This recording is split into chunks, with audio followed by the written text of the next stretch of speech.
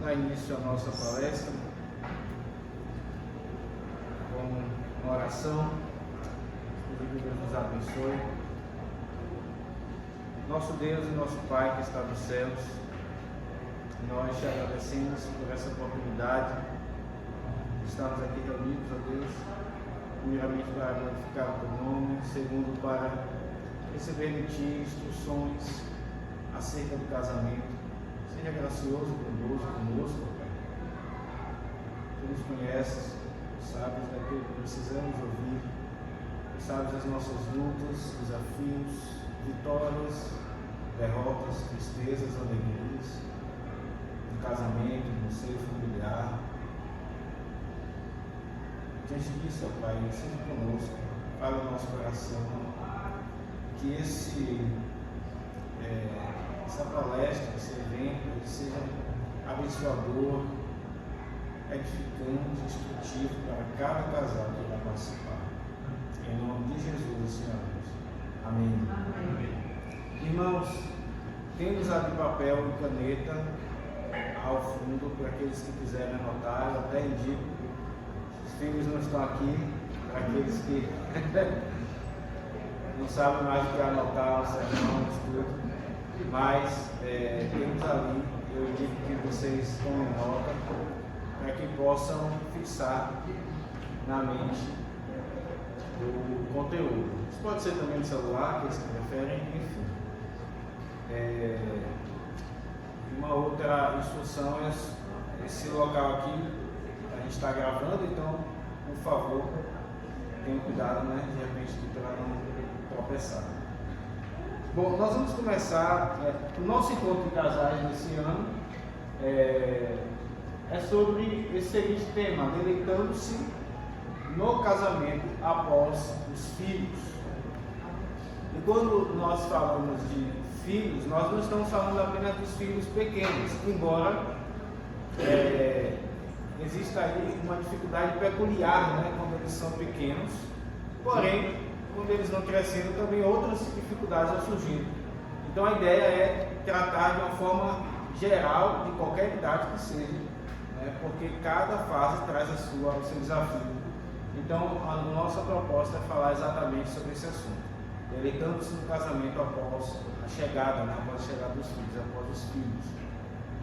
Eu já adianto aqui que nós teremos esse ano o segundo encontro. Geralmente nós temos um por ano, mas no dia 14 de novembro, no nosso tomem nota, né, nós teremos o nosso segundo encontro, que é exatamente a continuação daquilo que nós vamos falar aqui, tá bom? Os irmãos vão perceber que existe a necessidade de uma continuação quando chegarmos ao final desse estudo, tá bom? Então, sem mais delongas, nós vamos começar a nossa palestra com um quebra-gelo, né? A ideia é a seguinte, né? Cada casal aí, um de frente para o outro, tá? Do lado assim, né? E vocês vão responder essas perguntas aqui, apontando ou para o seu cônjuge ou para si mesmo, tá? Então a primeira pergunta... Está sem papel, como? Está sem papel. Está sem papel? Tá. Mas isso aqui dá para a gente fazer sem anotar, tá bom? Qualquer coisa eu posso passar as perguntas depois, por causa do nosso horário, senão a gente vai avançar muito. Então a primeira pergunta é a seguinte: quem era o mais romântico antes da chegada dos filhos? À vontade. Quem era o mais romântico antes da chegada dos filhos? Tá difícil aí de lembrar? E quando os dois não eram românticos? Aí não aponta. Aí não aponta. Quando o casal não chega no denominador comum. Já é um indício de alguma coisa aí para conversar depois. E aí uma pergunta seguinte sobre isso: e depois da chegada dos filhos, quem é o mais romântico? Nenhum dos dois? Mudou? Ela falou que Isso é algo que vai aí checando como é que está a trajetória do casamento de vocês, tá bom? Outra pergunta: quem mais tinha planos para a família antes da chegada dos filhos? Nossos filhos vão ser assim e tal.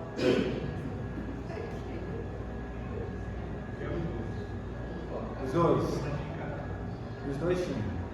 E depois da chegada dos filhos, quem mais agora tem planos? Manteve a mesma coisa? Quem manteve a mesma coisa, levanta a mão. Manteve. Quem manteve? Quem mudou? Olha aí, o casal que mudou. Mudou? Dois mudaram. Antes da chegada dos filhos, um tinha planos, né, para os filhos, tinha mais planos, né, daqui o outro não tinha mais. E aí, depois da chegada dos filhos, mudou. Quem tinha menos, agora tem mais, e vice-versa. Uma outra pergunta: quem mais queria ter filhos antes da chegada dos filhos? E agora com os filhos? Quem manteve? Não, com a chegada dos filhos. Eu vou explicar essa pergunta, né? Mais, né? A ideia é assim: quem agora, depois da chegada dos filhos, fica mais consciente assim, poxa, os filhos dá trabalho e tal. E aí o outro diz, não, graças a Deus. Entendeu a mudança? Ou seja, quem manteve a mesma coisa? Levanta a mão. Qual foi o casal que manteve? Entendeu, não? Ficou confusa a pergunta? Antes do casamento, um tinha mais desejo de ter filhos do que o outro. Depois do casamento chegar, quem mais assim sente, repensa assim a chegada dos filhos? Poxa, aquele plano que a gente tinha lá, né? Tem que repensar, entendeu? Ou quem mantém o mesmo pensamento? Mantém a mesma coisa, né? Última pergunta. Quem mais mudou antes da chegada dos filhos? Aliás, é uma pergunta só. Quem mais mudou depois da chegada dos filhos?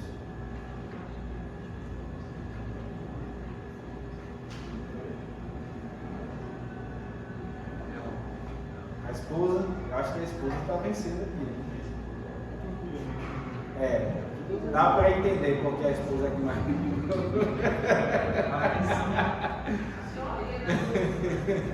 eu entendo a esposa.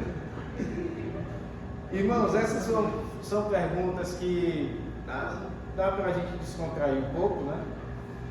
Mas ao mesmo tempo dá também para a gente ter uma ideia, uma autoavaliação, né, do nosso casamento, porque quando nós casamos, a vida ela passa a ser mais intensa do que quando éramos solteiros, não é verdade? E quando vem os filhos, aí então a vida se torna ainda mais intensa. E por vezes a gente não para pensar nesses detalhes, para refletir na nossa trajetória, simplesmente a gente vai vivendo, né? Aí só depois aí com 10 anos é que a gente talvez, muitos casais vão refletir sobre essas coisas, né? Então a ideia é que vocês também possam se enxergar melhor e dar essa descontração. Bom, nós vamos começar a nossa palestra, né, depois desse quebra-gelo, com algumas ponderações, né, aqui em forma de perguntas. Eu faço algumas perguntas para que vocês agora reflitam. Primeira pergunta: você é tentado a pensar que depois que os filhos chegaram no casamento, as coisas pioraram? Mais uma vez, eu não estou falando apenas de filhos pequenos, tá? E talvez alguns fiquem escandalizados com essa pergunta, mas pastor, o crente pode ser tentado a pensar isso? Com certeza. Vocês são tentados a pensar que as coisas no casamento de vocês pioraram? depois da chegada dos filhos. Ou depois de uma dada fase que eles atingiram ali, talvez a chamada adolescência, né, 12 anos, então as coisas degringolaram e nunca mais foram as mesmas. Vocês pensam sobre isso? Vocês pensam que problemas não existiam e eles passaram a existir com a chegada dos filhos ou a partir de alguma dada idade dos filhos? Melhor pergunta. Na sua cabeça, esses problemas nunca existiram na vida de vocês. Erros, né? Dificuldades, elas não existiam, simplesmente não existiam. E então, quando os filhos vêm, ou depois de uma dada fase na vida dos filhos, esses problemas então se mostram. Vocês têm essa impressão? Vocês pensam assim? Outra pergunta. Outras perguntas. Você já chegou a se arrepender de ter tido filhos?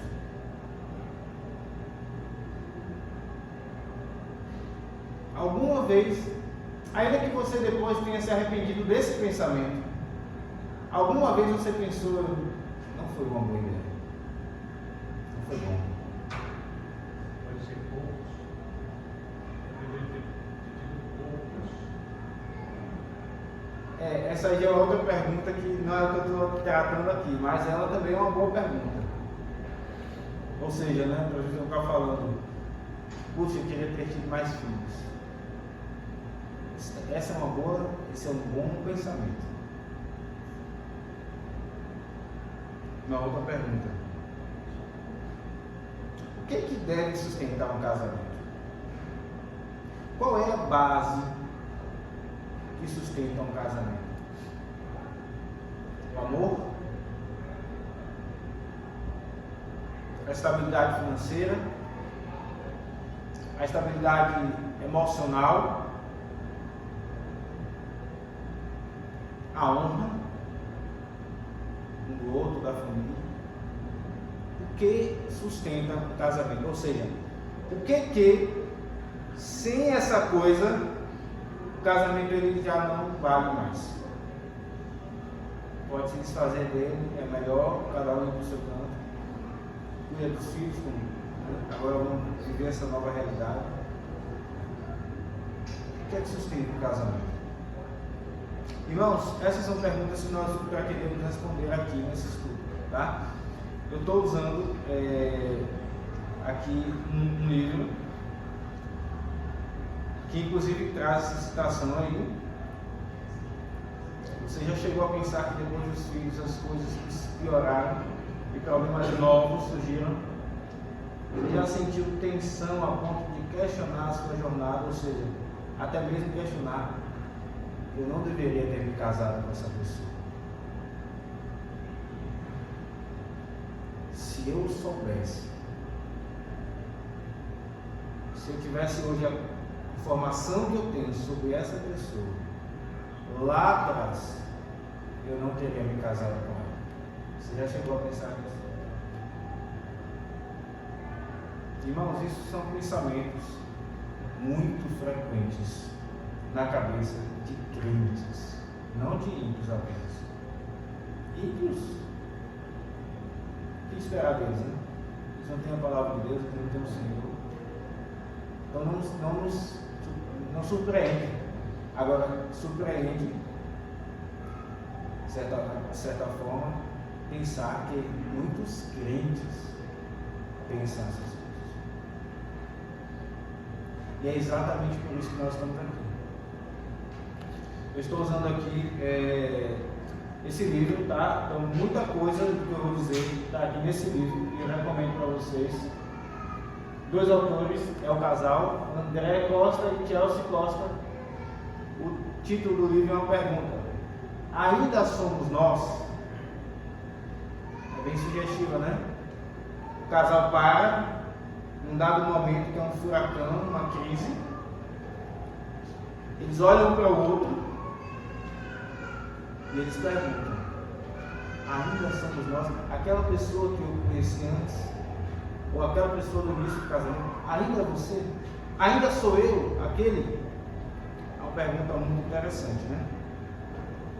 Então nós vamos ver passar essa palestra sobre 3 pontos. Primeiro, revisando o conceito de casamento. O que é casamento realmente? Nós já vamos falar sobre a importância de repensar sobre isso. Eu sei que a grande maioria pensou sobre isso quando estava para casar, mas depois que os filhos chegam, nós precisamos voltar e refletir sobre o que é o casamento. Segundo, descobrindo ídolos, tá? E em terceiro lugar, destruindo ídolos. Então essas são as 3 partes da nossa palestra. Espero que o Senhor Deus nos abençoe. Primeiro ponto, irmãos, é visitando o conceito de casamento. Primeiro eu quero tratar aqui sobre o que não é casamento. O casamento é uma ferramenta, é um instrumento de Deus. E nós podemos, então, uma vez que o casamento é um instrumento, uma ferramenta, fazer aqui algumas analogias, né? Por exemplo, quem nunca pegou uma chave, aliás, uma faca, quando tinha algum parafuso folgado e tentou apertar? Quem nunca fez isso, né? Parafuso. Funciona? Funciona. Às vezes sim, às vezes não. Depende do parafuso, né? Tem parafuso que não dá para fazer isso. Mas a verdade é que quando você tenta demais, o parafuso ele começa a se desgastar, não é? Quem aqui nunca pegou uma chave de fenda, esses homens, né? As mulheres, mais difícil fazer isso, e usou como uma talhadeira?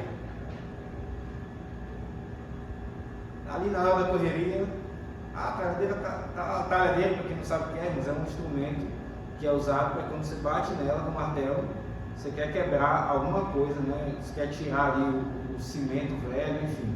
É isso que é uma talhadeira. Porque nunca fez isso. Você sabe que aquilo não é uma talhadeira. Você sabe que a chave de fenda não foi feita para isso. Mas você ainda faz isso, assim. E o resultado pode ser quebrar aquela parte de acrílico que tem na chave de fenda. Porque afinal de contas aquilo não é uma talhadeira. Você está usando um instrumento errado para aquilo que você quer. E nós podemos fazer essa analogia, irmãos. Muitas pessoas usam o casamento, olham para o casamento como se fosse algo, quando na verdade ele é outra coisa. E aí está um grande problema. Algumas pessoas ficam chateadas, frustradas, abatidas, muitas na verdade, com o casamento, com o seu casamento, porque elas pensavam no casamento como algo para afastar a solidão. Mas o casamento não foi feito para isso. Ainda que envolva isso. E qual é o problema disso? Se o casamento for feito para afastar a minha solidão, quando eu me sentir só no casamento, eu me desfaço dele. Porque ele perdeu o objetivo, a finalidade que eu pensei que ele tinha. É possível se sentir só no casamento? Sim. Sim. É possível. E é por isso que muitos crentes se separam. Outros pensam, o casamento é aquilo que irá me fazer feliz, irá me deixar alegre. E mais uma vez, o casamento não é para nos fazer feliz, não é para nos deixar alegre, embora ele cumpra isso, mas nem sempre. Qual o problema disso? Quando eu me sentir triste, quando eu me sentir infeliz no casamento, se eu penso que ele foi feito para me deixar feliz, eu me desfaço dele. Se o casamento realmente fosse feito para nos fazer feliz, quando nós nos sentíssemos infelizes, seria lícito abandonar o casamento. Porque afinal de contas ele não nos faz mais feliz, não serve mais para o propósito. Mas não é isso que eu vejo na Escritura. Outros pensam, O casamento é algo para me fazer evoluir como pessoa, melhorar na vida, intelectualmente, em vários sentidos. E quando então algumas pessoas olham para si mesmas e veem, na verdade, evoluindo, né, se nós podemos dizer isso, ou seja, na sua perspectiva, ela se vê, na verdade, não crescendo, mas diminuindo na vida. Então, para ela, o seu casamento perdeu o objetivo. Não cumpre mais o seu papel. Veja, irmãos, o casamento não é algo para nos afastar da solidão. Ele não foi concebido para nos afastar da solidão. Ele não foi concebido para nos fazer felizes. Ele não foi concebido para nos fazer crescer. Repito, ainda que o casamento possa fazer tudo isso, mas nem sempre ele fará. Nem sempre. Mas afinal de contas, o que é o casamento? O que é o casamento? Ele não é um antídoto da solidão, ele não é uma fábrica de felicidade, mas o que realmente é o casamento? Irmãos, o casamento é uma aliança. Eu não vou me demorar nessa primeira parte, mas mais uma vez nós precisamos revisitar o conceito de casamento. No meio da crise, né, a Sandy, que terminou, que era daquela dupla, né, Sandy e Júnior, que infelizmente terminou se separando do seu marido. Eles tentaram fazer a coisa como se ainda continuam sendo melhores amigos e tal, mas a gente sabe que na verdade se separaram porque não são amigos. Não há como alguém se separar e dizer que tudo está bem. Não há. Isso é só conversa. Ela escreveu uma música, né? Ela compôs uma música falando do temporal, né? Estou no meio, quem conhece melhor me ajuda, por favor. Estou no meio de um temporal, me espera. A música diz mais ou menos isso, né? Eu estou no meio do temporal, tipo, ela diz assim, né, para o marido: agora nós estamos vivendo no meio do temporal. Eu já não sou aquela que você conheceu, mas calma, eu vou voltar, me espera. Então, quando o casal ele se vê no meio das crises, e as crises vêm quando criam filhos, eles precisam refletir, afinal de contas, para que nós estamos aqui?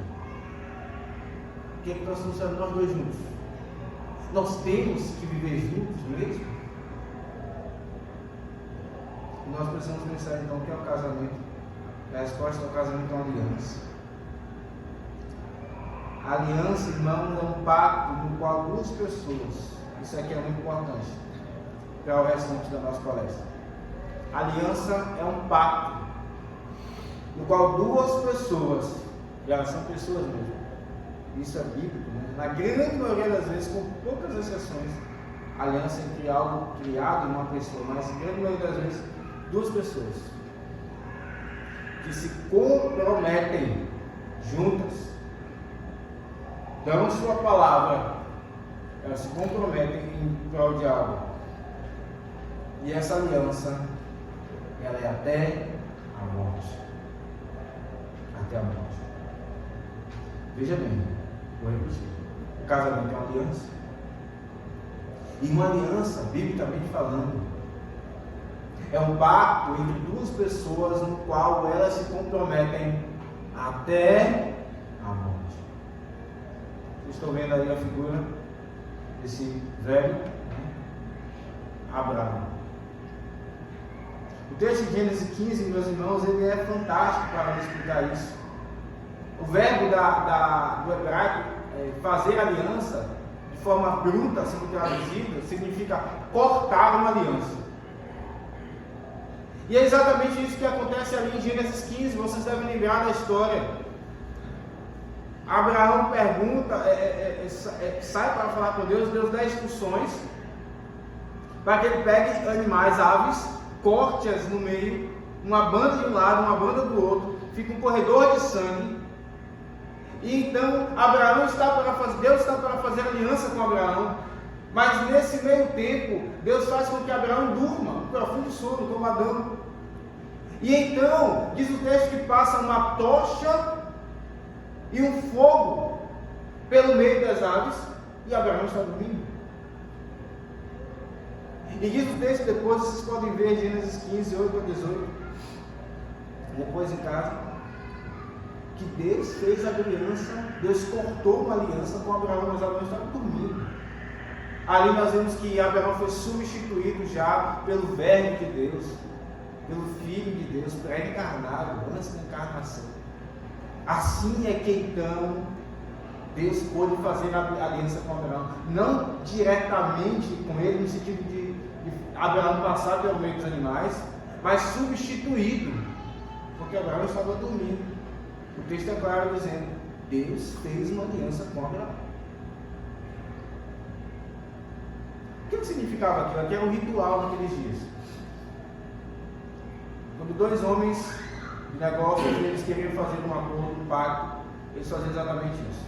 Eles pegavam animais, cortavam no meio, sangue, e os dois passavam juntos. Aquilo era simbólico.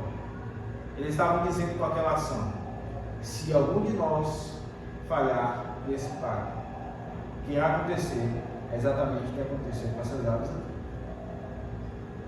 A aliança é um compromisso entre duas pessoas. É um pacto entre duas pessoas que se comprometem até a morte. Até a morte. É um penhor de morte selado diante de Deus.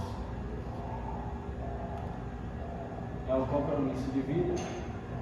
E o que é belo, irmãos, é que assim como a aliança do crente com Deus não se dissolve, assim como a aliança do crente com Deus não se dissolve, o compromisso matrimonial deve permanecer firme na rocha até o final. Por que o crente ele nunca se perderá? Porque Cristo, o que aconteceu com Cristo foi o que aconteceu com as aves. Ele foi despedaçado, os salmos falam disso, outros textos da Escritura falam disso. Ele é o Cordeiro de Deus que tirou o pecado do mundo, o sangue dele foi derramado. E é exatamente por isso, irmãos, que nunca nós nos perderemos. A nossa aliança é pelo sangue de Cristo. Ele foi até a morte e garantiu. Isso, e nós sabemos que a Escritura compara, né, a união entre Cristo e a igreja e a união entre um homem e uma mulher no casamento. Há um paralelo aqui. Da mesma maneira que essa aliança levou Cristo à morte, então, no casamento, nós vamos até a morte. Devemos ir até a morte, salvo algumas exceções peculiares. Nós devemos ir até a morte. O casamento é um pacto, é uma aliança. E uma aliança é um pacto entre duas pessoas que se comprometem juntas até a morte. Até a morte. Trouxe essa citação aqui do André Costa. Eu não falei, né? Um parênteses aqui. O André Costa, ele é um homem casado com a Chelsea, né? Eles dois escrevem esse livro. E eles têm 7 filhos juntos. Então, assim, eu particularmente, para mim, né, a experiência de ler esse livro foi muito boa, porque a forma com a qual eles escrevem nesse livro, particularmente para mim, a experiência de ler esse livro foi muito boa, porque a forma com a qual eles escrevem esse livro envolve tanto o ensino bíblico, que é bem embasado, como a experiência deles. E é maravilhoso isso. Um casal que tem 7 filhos, tem muito a falar, na verdade. E eles não têm muita diferença assim de idade, não. Então, você já imagina aí a experiência que eles devem ter. E eles dizem junto ao Senhor: o casamento, na perspectiva bíblica, pode ser resumido como uma aliança vitalícia entre um homem e uma mulher, ordenada por Deus, para refletir o relacionamento entre Cristo e a igreja, proporcionando companheirismo, pureza, procriação e crescimento. No casamento é uma aliança. O que é uma aliança? Um pacto firmado entre duas pessoas que se comprometem juntos até a morte. Nós aqui revisitamos então o conceito de casamento e passamos para a nossa segunda parte da palestra de hoje, descobrindo os ídolos. Irmãos, a família, ela é o ambiente no qual o amor conjugal ele passa a existir. Eu disse passa a existir. Um homem e uma mulher não se amam até que se casam. Um homem e uma mulher não se amam até que se casam. Eles podem sentir um pelo outro várias coisas. Eles podem ter pelo outro várias coisas, mas é no casamento. É ali que o amor floresce, amadurece, é provado e é aprovado. É no casamento. E nós vamos ver já por que eu digo isso. É ali então que o amor conjugal ele tem as suas provações. Quando nós olhamos para o texto de Marcos 12, que eu peço que vocês abram nesse texto, Jesus fala sobre o amor.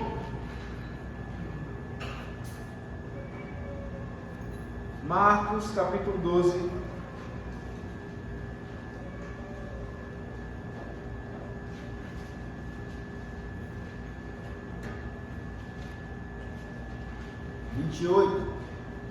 Texto muito conhecido. Marcos 12, 28.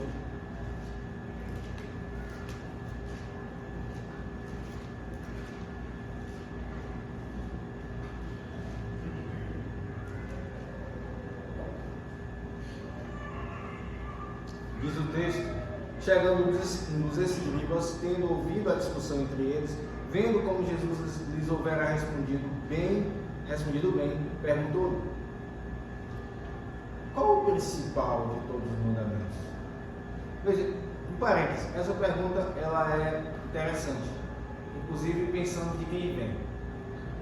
Quem pergunta? Um escriba.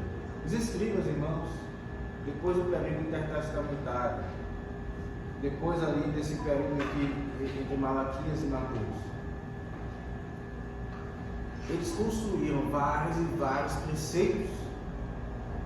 E é exatamente contra isso que Cristo ele fala quando ele diz: ouvistes dos antigos, eu, porém, vos digo. Ele está ali derrubando todos esses preceitos que estão fora da Escritura, a interpretação falsa da Bíblia.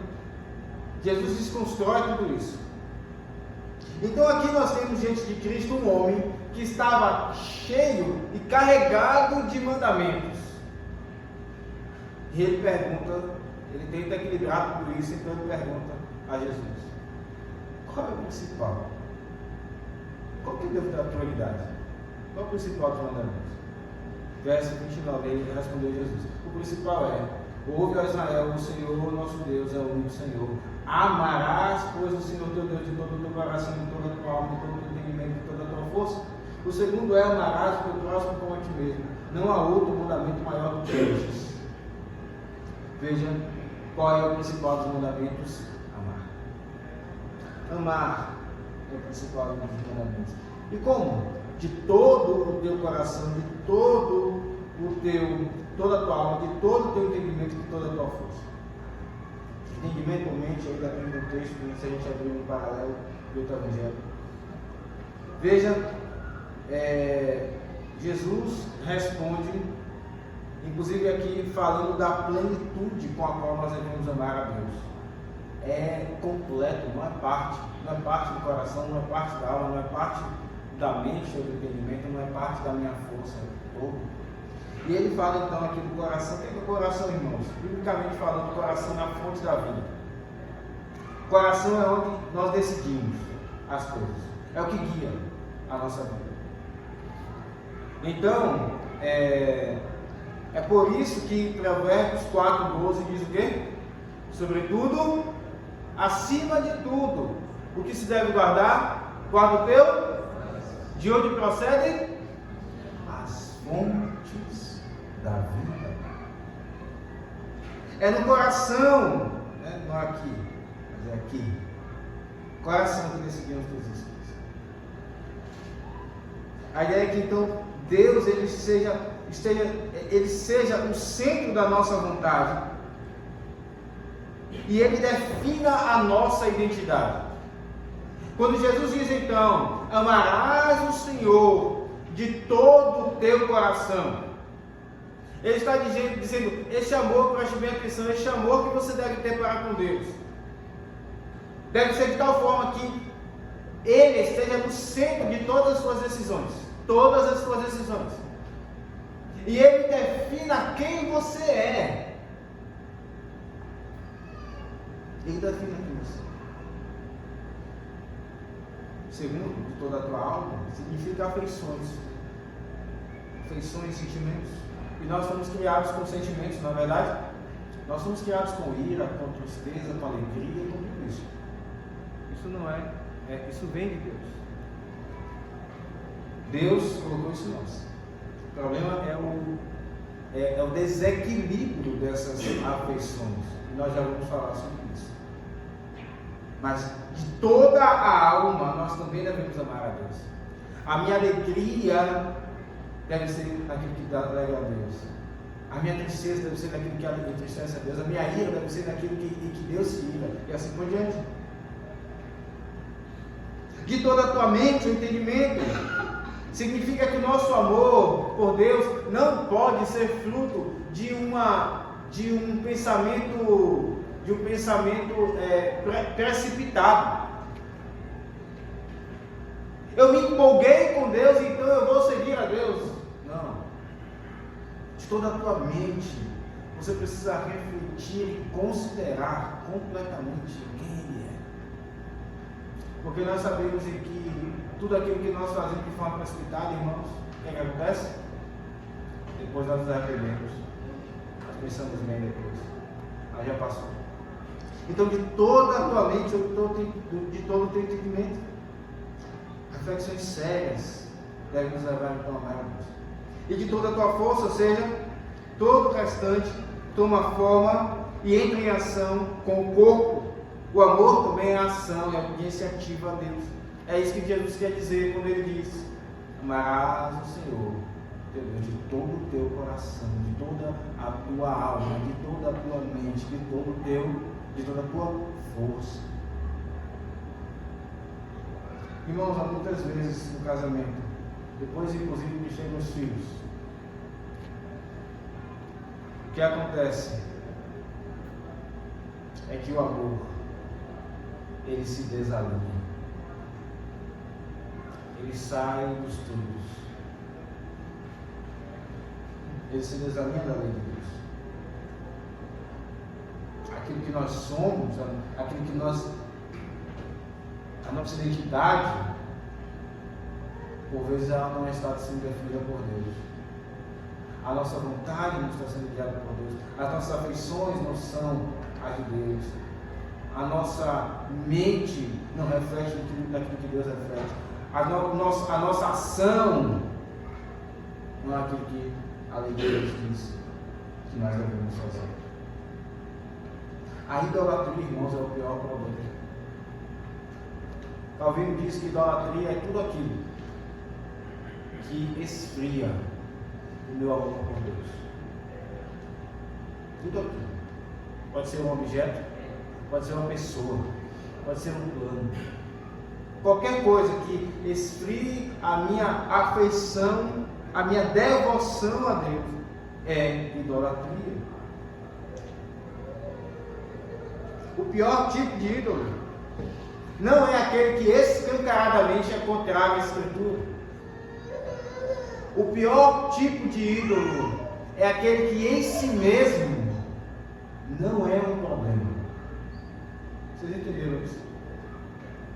O pior tipo de ídolo, aquilo que eu coloco no lugar de Deus, é aquele que em si mesmo não tem mal algum. O problema é quando eu pego isto ou essa pessoa e ponho no lugar de Deus em meu coração.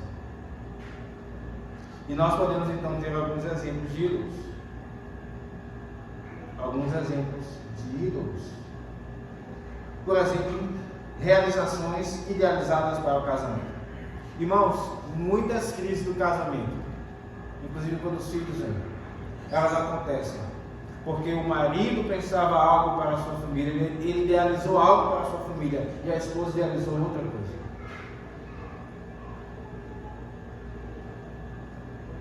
E então,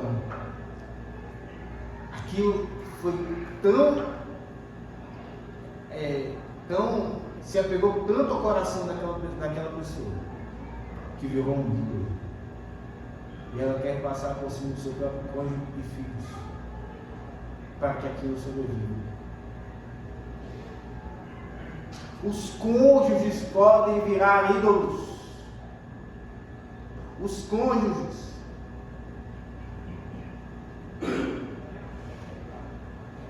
Há uma citação aqui do André, eu gostaria de ler. Por outro lado, há também os casos em que se ama mais o cônjuge do que a Deus, e o cônjuge se torna um ídolo. Nesse cenário, qualquer falha do outro é vivida como uma crise espiritual, ou seja, porque eu então tenho o meu cônjuge como ídolo, como o ideal da minha vida, aquele ídolo de cristal.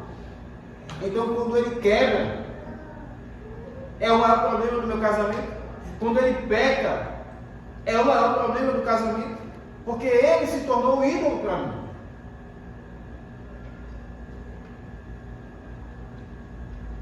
Nesse cenário, qualquer falha do outro é vivida como uma crise espiritual. A insatisfação cresce não por falta do amor conjugal, mas por falta do fundamento divino. E o ciclo se repete: expectativas elevadas demais, decepções inevitáveis, desgaste contínuo. O meu cônjuge pode ser um ídolo. Os meus filhos também podem ser um ídolo. O sucesso dos meus filhos, que eles sejam bem-sucedidos. Aquilo que eu mentalizei acerca de eles serem bem-sucedidos. Os filhos, irmãos, eles deixam de ser flechas para a glória de Deus, para serem atirados para a glória de Deus. Eles podem passar a ser, preste bem atenção, como troféus dos seus pais, quando eles vivem aquilo que os seus pais não puderam viver. E eles passam a ser troféus de seus pais, de flechas para a glória de Deus, para troféus de seus pais, para eles serem exibidos diante das pessoas. O filho se tornou um ídolo.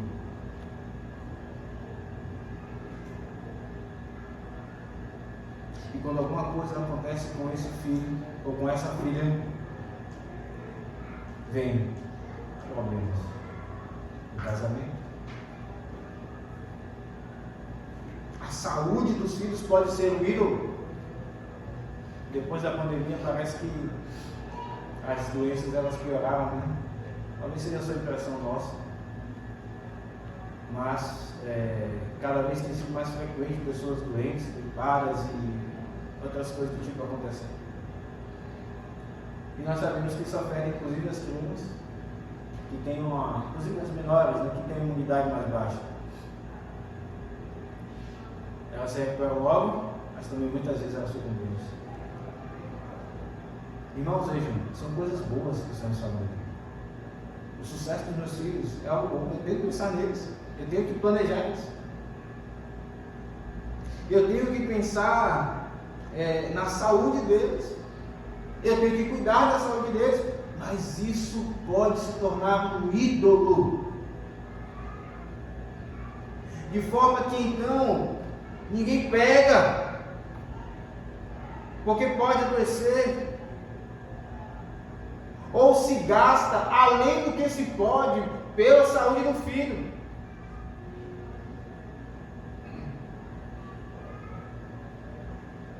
Um ídolo. E essas coisas quebram o casamento.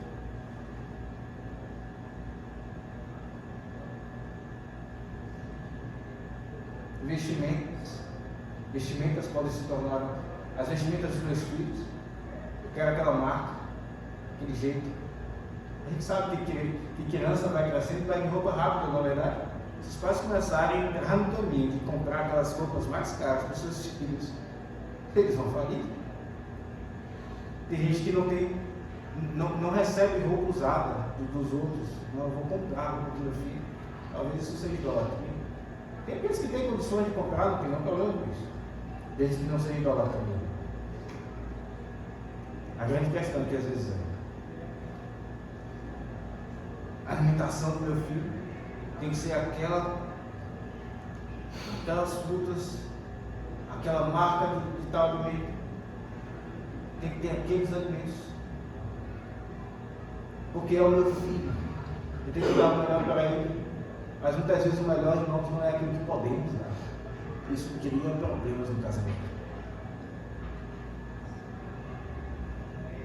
Mais uma vez, eu não estou dizendo aqui que nós não devemos cuidar do sucesso dos filhos, da saúde deles, da vestimenta deles, nem da alimentação deles. Não é isso. É que essas coisas podem ocupar o lugar de Deus. Pais, homens, com amor, eu digo a vocês, deixem o ídolo que clama pela evidência e pelo sucesso de seus filhos. Pais, homens, nós pensamos naquilo que nossos filhos se tornaram, na honra deles, na profissão deles, e por vezes nós sacrificamos o casamento por causa disso. Abandone-o, perceba que isso é um ídolo em seu coração, se é o seu caso. Mães, com amor, eu também digo a vocês, irmãs, deixem o ídolo que clama pela superproteção do filho de vocês.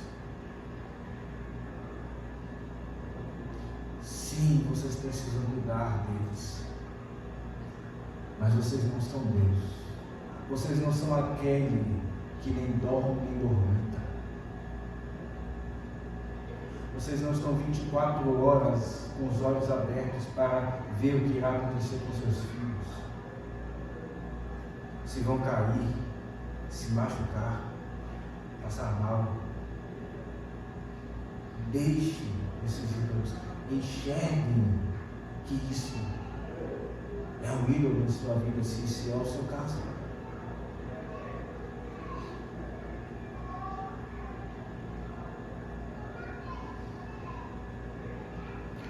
Irmãos, é um grande sinal de enfermidade no casamento quando o cônjuge, pode ser marido ou esposa, coloca os filhos no lugar de Deus, ou melhor, os filhos no lugar um do outro. É contrário à ordem divina e é contrário à lógica, inclusive. O que é que a Bíblia diz de marido e mulher? Eles são o quê? A Bíblia diz isso para os filhos? Não diz isso. Eles devem ser amados, cuidados, instruídos, mas eles vão. Muito antes daquilo que nós pensamos, eles vão. Mas o casal fica. É contrário à ordem divina. Preferir agradar e fazer feliz o meu filho do que o meu cônjuge. É contrário à lógica. Quem vem primeiro? Eu vou dar preferência àquele que passou a existir antes do meu cônjuge. Ou melhor, passou a existir existir quando o meu cônjuge já existia. Depois que eu tenho uma história com ele, vem o meu filho e eu dou preferência a ele do que ao meu cônjuge. Não faz sentido. Mas muitas vezes isso acontece. Isso também é motivo de crises no casamento. Ídolos, irmãos, ídolos. Eu gosto de alguém, por favor, que aumente a temperatura. Eu estou sentindo frio. Eu acho que eu estou vendo algumas pessoas aí meio tremendo. Voltando aqui. Ídolos. Nós estamos nessa segunda parte, identificando os ídolos. Já vimos, eles podem ser realizações de vida para o casamento, para a família, o cônjuge pode ser ídolo, os filhos podem ser ídolos, os parentes podem ser ídolos. E aqui eu vejo vovôs e vovós, e eu peço licença porque as cãs, né, estão aqui saltando aos meus olhos, eu tenho que honrá-las. Mas vovôs e vovós, por vezes, os seus filhos colocam o Senhor no lugar errado em seus corações.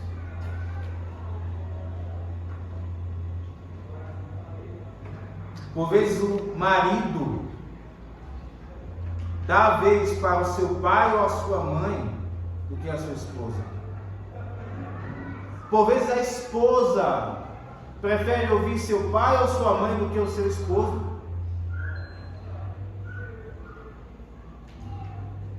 Isso é problema no casamento, irmãos. Isso traz tanta confusão. Principalmente se a esposa for aquela que está sendo desprezada.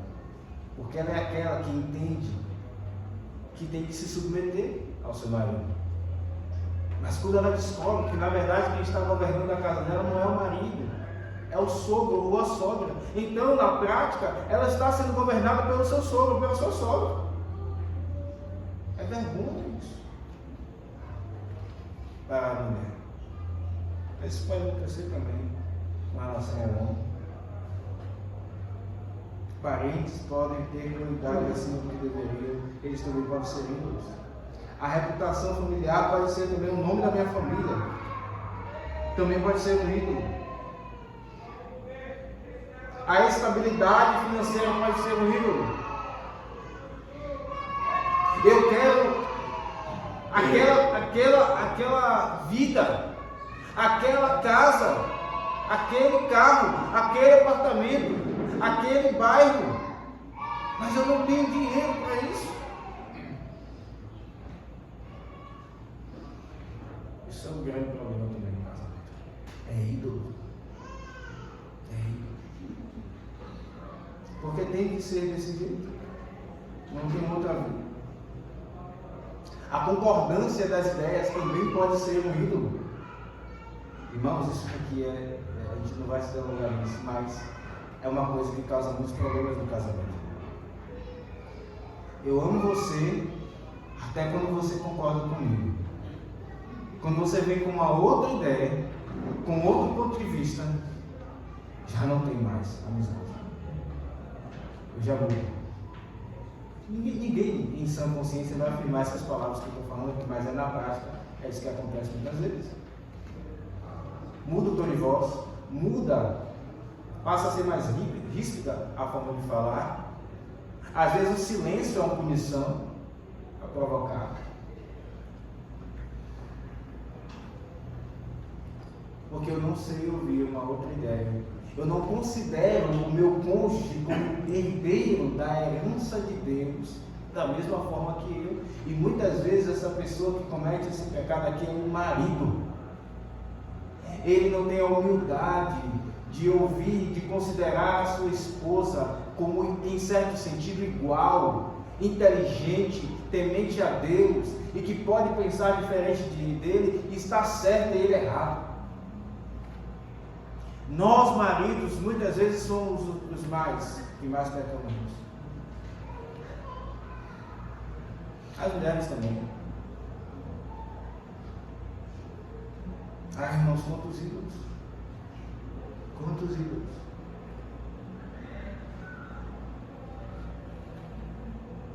Mais uma situação. O número considerável de lutas que vivemos em nosso casamento após os filhos ocorre porque a idolatria faz isso. Ela consome a nossa essência, aquilo que nós somos. Ela suga a nossa identidade, transforma-nos em sombras do que perseguimos, tornando-nos servos do que adoramos. Em si mesmo isso é algo certo. O grande problema é quando aquilo que adoramos é um ídolo e não Deus. Isso se torna uma bola de neve, pois onde há servidão a ídolos, há perda de liberdade.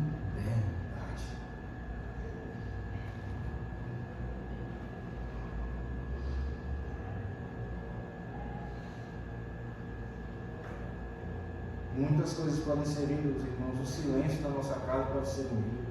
A organização das coisas na nossa casa pode ser um ídolo. Muitas coisas podem ser ídolos. Nós precisamos identificar os ídolos. Identificar os ídolos. Para desfrutar de alegria e deleite do casamento após a chegada dos filhos, nós precisamos revisitar o casamento, o conceito do que é casamento. E já fizemos isso aqui em primeiro lugar. Casamento é uma aliança. E uma aliança é um pacto entre duas pessoas que se comprometem até a morte. Isso é casamento. Portanto, ele não pode ser abandonado se falta alegria, se falta felicidade, se falta realizações. É uma aliança até a morte. Então nós devemos pensar naquilo que é o amor que floresce no casamento. E o problema é quando o amor ele sai da linha da lei de Deus. Ele passa a ser aplicado a outro que não a Deus, em primeiro lugar. Os ídolos mesmo. Já falamos deles aqui. Cansaço sem satisfação e alegria. Preste bem atenção nisso, irmãos. Preste bem atenção nessa frase. Cansaço sem satisfação e alegria na criação dos filhos pode ser um sinal de que existe algum ídolo no coração do pai e ou da mãe, possivelmente não percebido. Está sugando a alma do casal. Preste bem atenção nisso. Se tarefas simples da casa e da criação dos filhos te cansam e drenam a sua energia e a sua alegria, existe um ídolo em seu coração que você não está vendo. Tarefas do dia a dia da casa e da criação dos filhos não devem sugar a nossa força e a nossa alegria a tal ponto que nós não sejamos apenas cansados, mas nós estamos insatisfeitos. Você já trabalhou, seja em alguma profissão, ou alguma tarefa do lar, e aquilo te levou a exaustão, você ficou muito cansado, muito cansado. Mas quando você olha para o resultado do seu trabalho, você sente aquela satisfação. Você já passou por isso? Você fica cansado, você está esgotado, você quer tomar um banho, entrar no quarto com o ar-condicionado, deitar na cama. Você está esgotado, mas você diz lá no fundo: valeu a pena, olha que bênção, faria tudo de novo. Esse é o cansaço com satisfação e alegria. Mas por vezes o cansaço de uma mãe, o cansaço de um pai não é assim. É um cansaço que esgota a alma. Irmãos, se nós estamos passando por isso, há ídolos em nosso coração. Há ídolos. A criação dos filhos não deve ser assim. Às vezes nós pensamos assim: não, mas criar filho realmente dá trabalho. Olhamos para para as nossas crianças e pensamos, é muito trabalho mesmo, é muita dependência, sim, é verdade. Mas estamos tão cansados a ponto de não estarmos satisfeitos com aquilo que nós, naquela obra que estamos fazendo, irmãos. É ídolo. Algum ídolo está sugando. E nós precisamos identificá-lo. É isso que estamos falando aqui.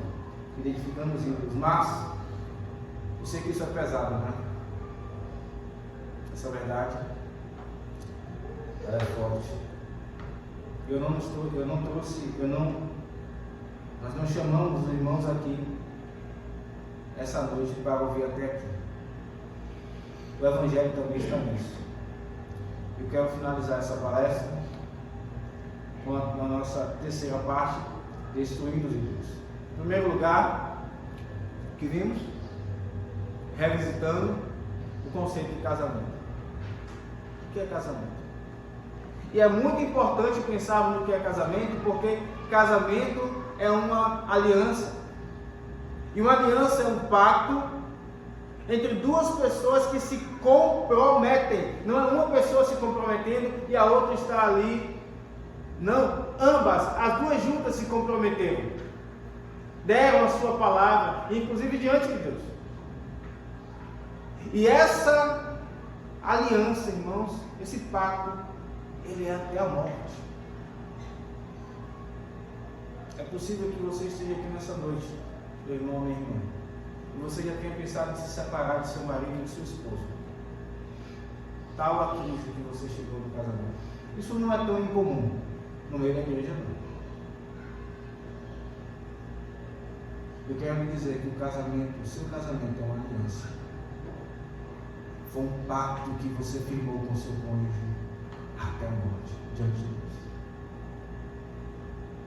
A infelicidade não é motivo, a doença não é motivo, a pobreza não é motivo, a falta da estabilidade financeira não é motivo, nada. Com poucas exceções que o Senhor Jesus Cristo menciona. Pouca, na verdade ele fala de uma, e Paulo fala de outra. A traição, Paulo fala do abandono. Mas ainda assim, até chegar no divórcio, muito chão vem pela frente. Casamento, irmãos, é até a morte. Que Deus o livre, não separe. Então é por isso que precisamos revisitar o casamento, porque ou nós enfrentamos a dificuldade, confiantes de que eu tenho que manter o meu casamento, não é uma opção para mim desfazer o meu casamento. Ou nós vamos fundo atrás de resolver os problemas que temos no casamento.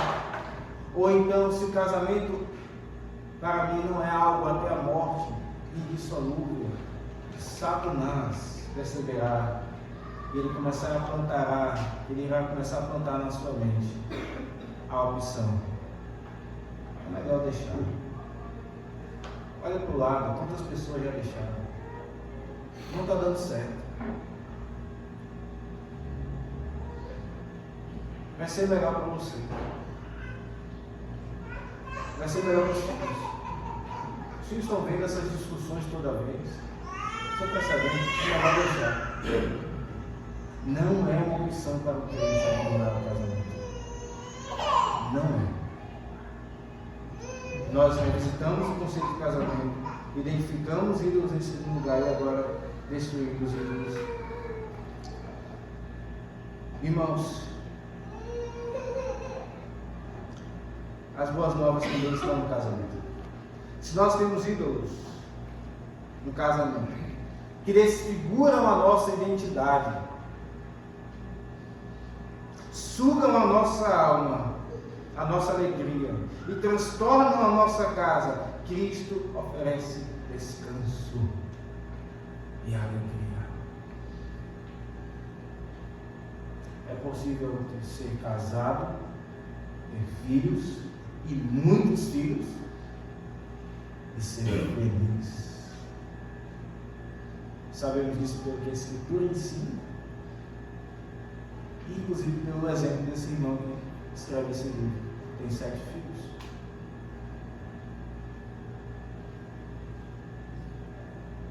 Abra sua Bíblia em Mateus 11. Talvez você tenha chegado até aqui pesado, se arrastando. Talvez há algum tempo no seu casamento você se sinta infeliz.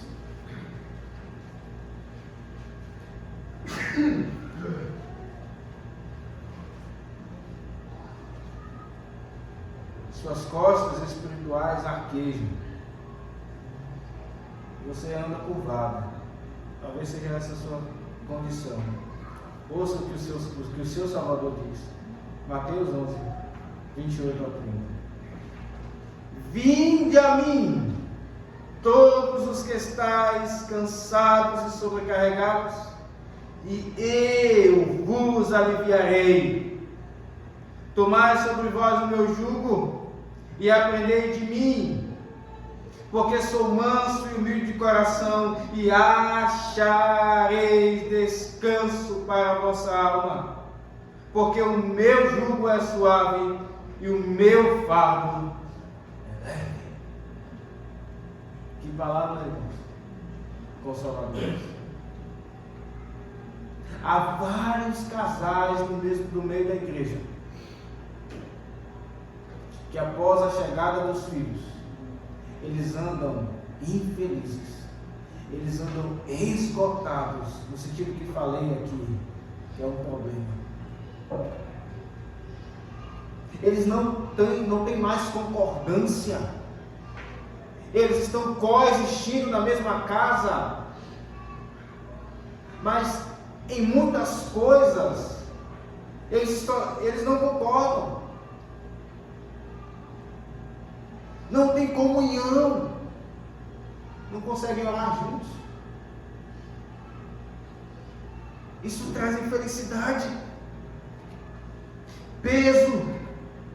Mas o nosso Salvador diz: venham a mim. Não abandonem o casamento, não abandonem os seus filhos. Eu tenho a solução, e eu não estou falando eu, Alex, é Jesus que está falando isso nesse texto.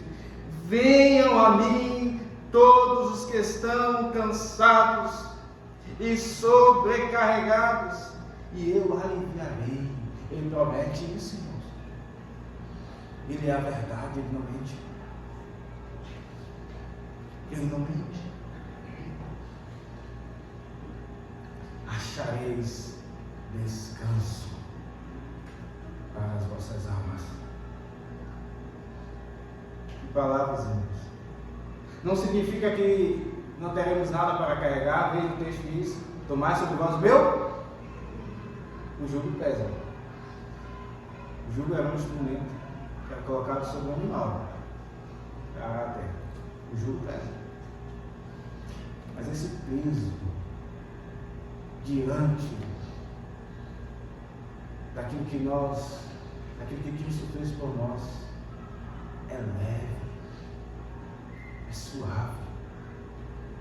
Nós não somos a redenção do nosso casamento, nós não somos a redenção dos nossos filhos, nós não somos a alegria do nosso cônjuge. Não está em nós a alegria, o fazer feliz o nosso cônjuge não está em nós. O fazer feliz os nossos filhos não está em nós, ainda que tenhamos uma responsabilidade acerca disso. Está em Cristo. Irmãos, como é libertador lançar isso sobre Ele e segui-lo.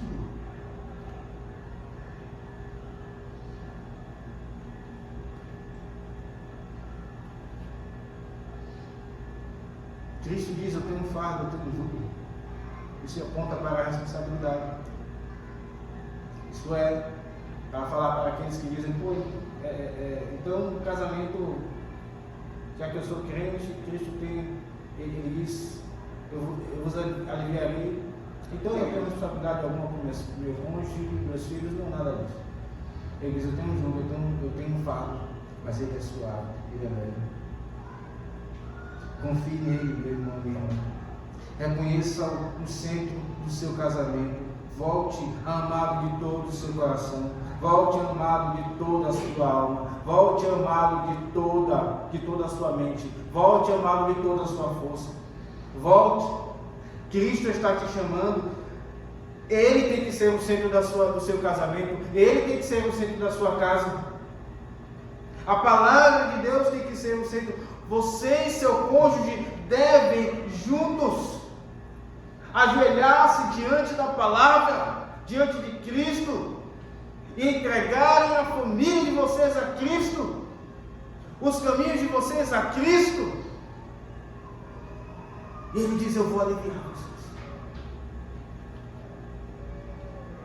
Se vocês fizerem isso, acontecerá o que está lá em Isaías 40, verso 30 e 31. Os jovens se cansam e se fatigam. Os moços de exaustos caem. Mas os que esperam no Senhor renovam as suas forças. Eles cansam. Há um certo cansaço, mas eles renovam as forças. Sobem com asas como águias. Correm e não cansam. A ideia de cansar aqui não é sentir o cansaço, mas é cansar a ponto de cair. Correm e não se cansam. Caminham e não se fatigam. Renovemos as nossas forças, irmãos, diante do nosso Deus. Quero terminar essa palestra com uma seguinte citação aqui. Oliver Costa e sua esposa, eles dizem: quando Ele é o centro, Cristo é o centro, até as dificuldades ganham contorno. Porque o que estamos tocando aqui não é que o seu casamento não vai ter problema, não vai ter crise, não vai ter tristeza, não vai ter frustração, não é nada disso. Elas vão existir, não se engane, não nos enganemos. Mas veja essa situação: até as dificuldades elas ganham contorno, os dilemas ganham sentido. O casamento, mesmo imperfeito, torna-se um lugar de redenção. Os problemas, vocês então vão enxergá-los de outro jeito, encará-los de outra forma. Ai, irmãos, como essas palavras são abençoadas da parte de Deus. Eu desejo que cada casal aqui saia daqui, tenha uma boa conversa dentro daquilo que ouvimos, e que seja ajudado, edificado a força do Senhor. Eu finalizo essa palestra com uma tarefa, ou melhor, duas tarefas. Deixa eu ver se vai aparecer para botar. Está pronto. Duas tarefas. Primeira delas: envie uma mensagem do WhatsApp para o seu cônjuge. Eu sei que ele está do seu lado, mas não é para fazer igual a gente faz às vezes em casa, não, né? O cônjuge está na cozinha ou está no quarto e envia uma mensagem do WhatsApp. É assim, não. É para ficar registrado, tá? É para ficar registrado as palavras. Por isso que a ideia do WhatsApp aqui não é para distanciar, não. Envie uma mensagem do WhatsApp para o seu cônjuge agora mesmo, com a seguinte condição: comece dizendo: obrigado por estar aqui comigo hoje. E por quê? Aí você continua o texto. E conclua mencionando algo que foi falado e que foi bom para o casamento de vocês. Façam isso agora, irmãos. Se vocês quiserem, para aqueles que não são tão fãs de WhatsApp, podem falar um para o outro, não tem problema não.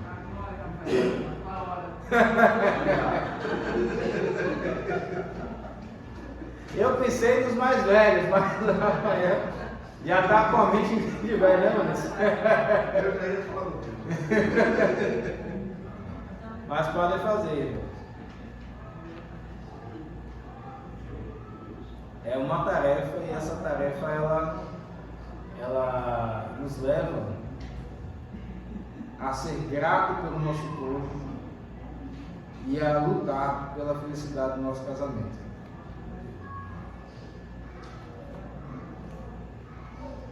Eu vou enviar também, porque eu tenho mulher.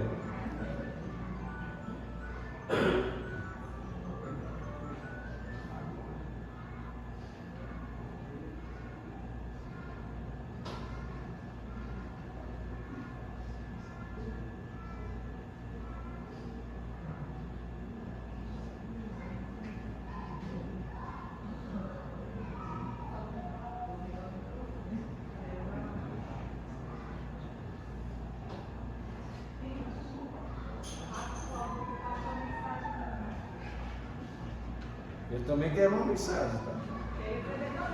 Também quer receber. Foi salvo, Vai ser mais romântico, né? Entonar a voz assim. Pode ser algo também.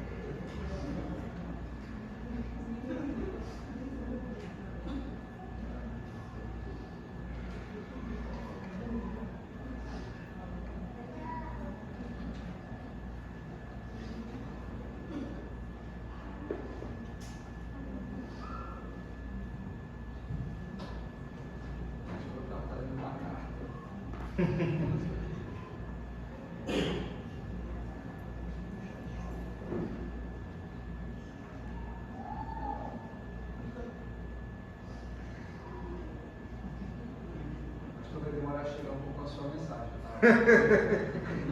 A sua. Ela já escreveu, mas não.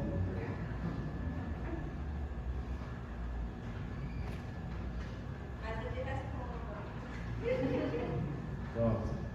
Essa é a primeira tarefa. E a segunda tarefa. Essa aí talvez seja mais desafiadora para alguns. Marque um encontro de casal agora mesmo. Hoje. Agora! Não. De agora não vai. De agora não vai não. Pastor, mas eu tenho tanta coisa para fazer, eu tenho menino. Se virem. Marque um encontro de casal para tratar do que vocês ouviram aqui hoje, visando corrigir erros do casamento e reforçar coisas boas que vocês têm feito aos olhos de Deus. Irmão, só para poder aliviar o coração de vocês, tá? Vocês podem mudar de data depois, mas com a condição: os dois têm que concordar, tá? Os dois têm que concordar. Não, pode ser em casa não, tem que sair de casa. E não vem com essa de sair de casa e colocar a mesa do lado de fora, não. Sai de casa mesmo. Eu vou já olhar minha agenda direito.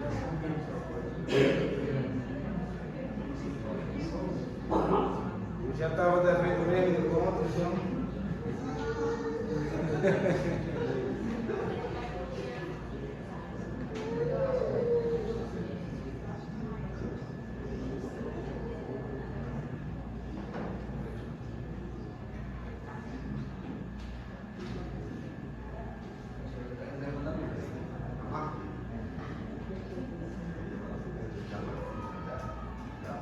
Já marquei aqui, ó. Encontro romântico.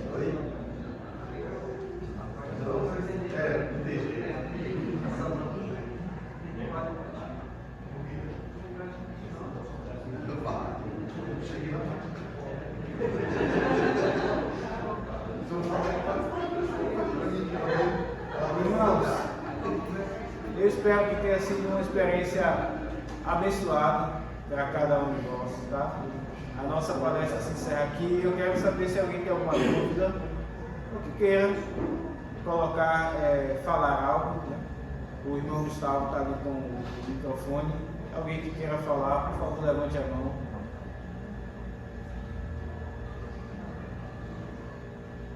Ninguém tem nenhuma dúvida? Ou entendeu tudo, ou então não entendeu nada. Eu tenho uma pergunta. Sim, mas você vai. É sobre uma pessoa fora daqui, não está aqui. Pode ser eu? Como assim?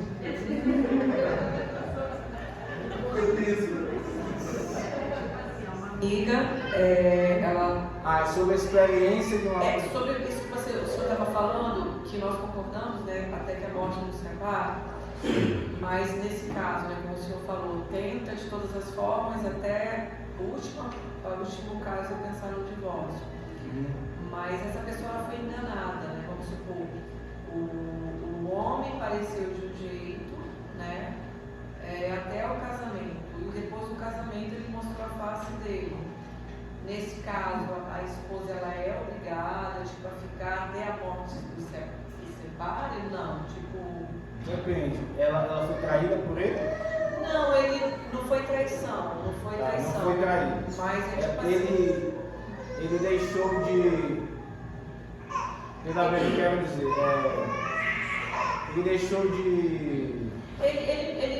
Ele abandonou ela, sai de casa, ou então tratou agredia ela, enfim. Ele agride com palavras e tipo assim, antes de casar ele se pintou de um jeito, entendeu? Tipo assim, era um crente e tal, né?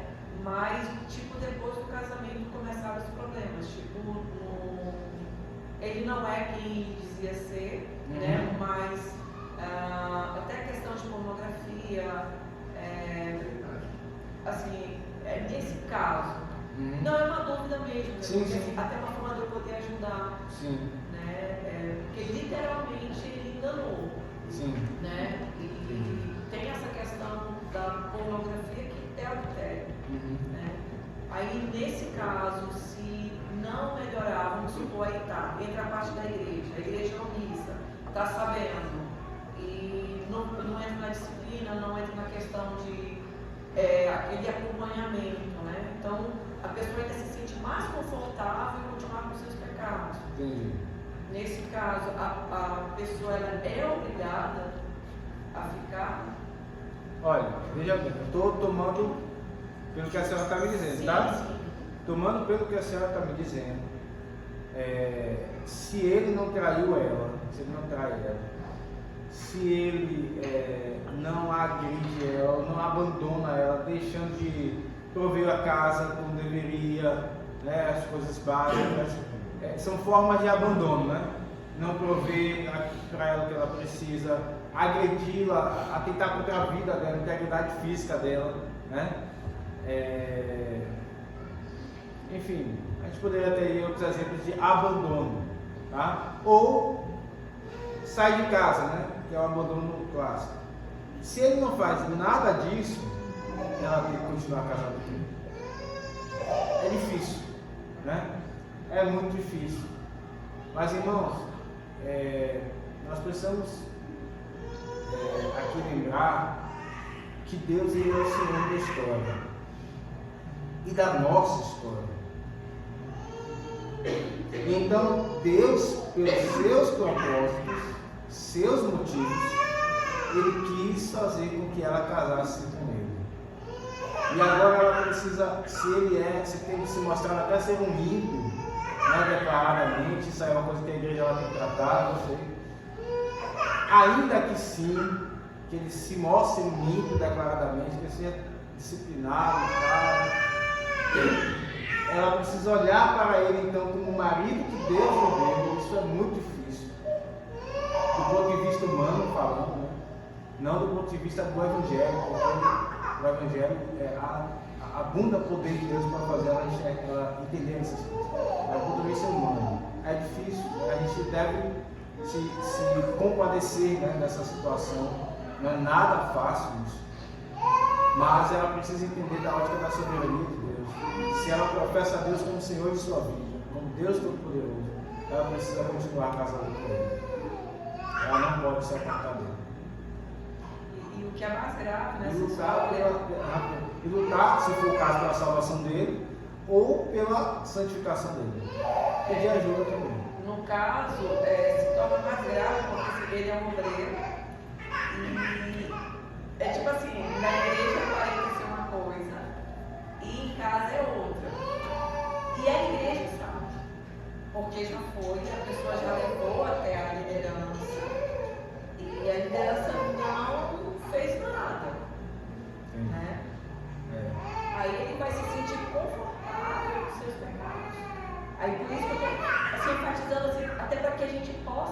aconselhar, né? Nesse caso, por isso que a pergunta é muito legítima, assim, muito sincera mesmo. Assim, Sim, entendi.